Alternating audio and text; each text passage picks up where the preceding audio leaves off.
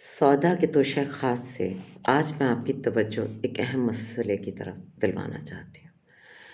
ہمارے یہاں خواتین صدیوں سے بے بسی، خوف اور عدم تحفظ کا شکار ہے، جس نے ان کی نفسیات کو بری طرح متاثر کیا ہے۔ یہی خواتین جب ماں کے معتبر مقام پر پہنچتی ہیں تو بجائے اس کے کہ وہ اس جنت کو جو ان کے قدموں کے نیچے ہے، اسے پوری دنیا کو جنت بنانے کے لیے استعمال کریں، وہ اپنے اس عدم تحفظ اور خوف سے ایک ایسا بیٹا پرورش کرتی ہیں جس پر ان کا اختیار کبھی ختم نہ ہو۔ یہی عدم تحفظ ہماری بہت سی بچیوں کو، خواتین کو اس بات کے لیے اکساتا ہے کہ وہ جب بیاہ کر جائیں تو وہ شوہر کو اس کے رشتوں کے بارے میں نہ سوچنے دیں۔ ان تمام مشکلات سے ایک اچھا مرد بہت عزت سے نپٹ لیتا ہے،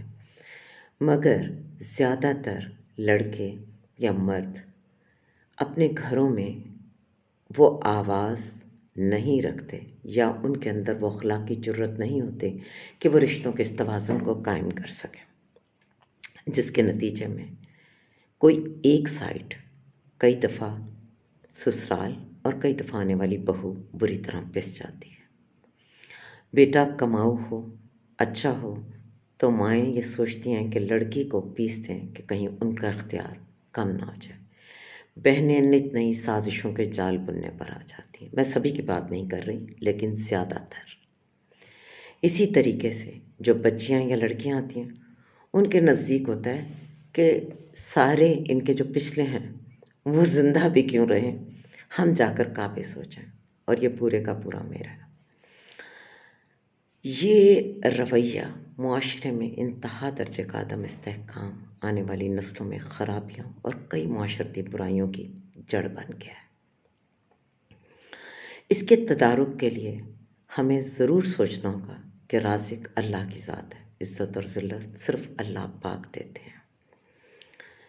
ماؤں کو یہ یقین پیدا کرنا ہوگا کہ اگر وہ اپنی تربیت پر یقین رکھیں، اپنی ہمت اور سب سے بڑھ کر اپنے رب پر مکمل یقین رکھیں تو ان کی اولاد انشاءاللہ انہیں لیٹ ڈاؤن نہیں کرے گی۔ اور خدا نخواستہ اگر تقدیر میں یہ بد نصیبی بھی ہے کہ بچے آپ کے ساتھ نہیں ہوں گے، تب بھی آپ کا اللہ آپ کے ساتھ رحم کا معاملہ کرے گا۔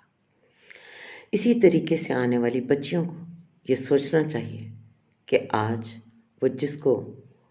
شوہر کہہ رہی ہیں وہ کسی ماں کا بیٹا ہے، اس کے ساتھ اس کی بہنوں کے خواب جڑے ہیں۔ اگر وہ تدبر سے کام لیں، اگر وہ ان کو ڈیو رسپیکٹ دیں، اگر وہ وقت کا انتظار کر لیں، اگر مطلب وہ اس سفر میں اگر یہ سوچ لیں کہ کچھ وقت گزارنے کے بعد وقت اور نصیب انہیں سب کچھ عطا کر دے گا، تو مجھے لگتا ہے کہ بہت ساری مشکلات نہیں آئیں گی۔ یہاں پر میں اپنے بیٹوں کو بھی ایک بات کہنا چاہوں گی کہ ہمارے نوجوان، ہمارے بیٹے، ان میں بہت سی صلاحیتیں ہیں،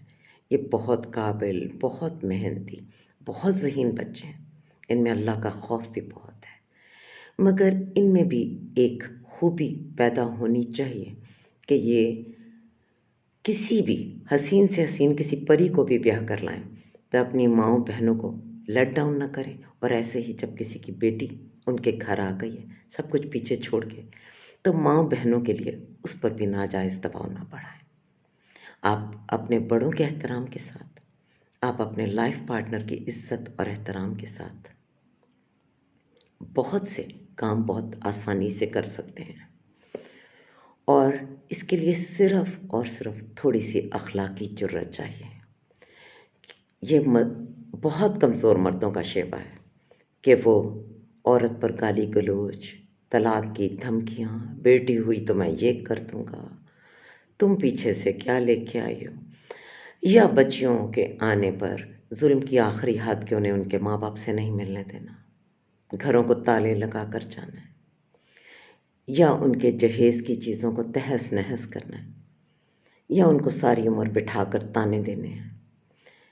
یہ بہت چھوٹا پن ہے۔ آپ کی دنیا اور آپ کی آخرت اس میں ہے کہ آپ اپنی ماں کی بھی عزت کریں، اپنی بہنوں کا مان بھی رکھیں، اور جو کسی کی بیٹی آپ کی بیوی بن کے بہت سے خواب آپ کے ساتھ جوڑے آپ کے گھر میں آئی ہے، اس کو بھی کسی بھی طرح رسوا نہ ہونے دیں۔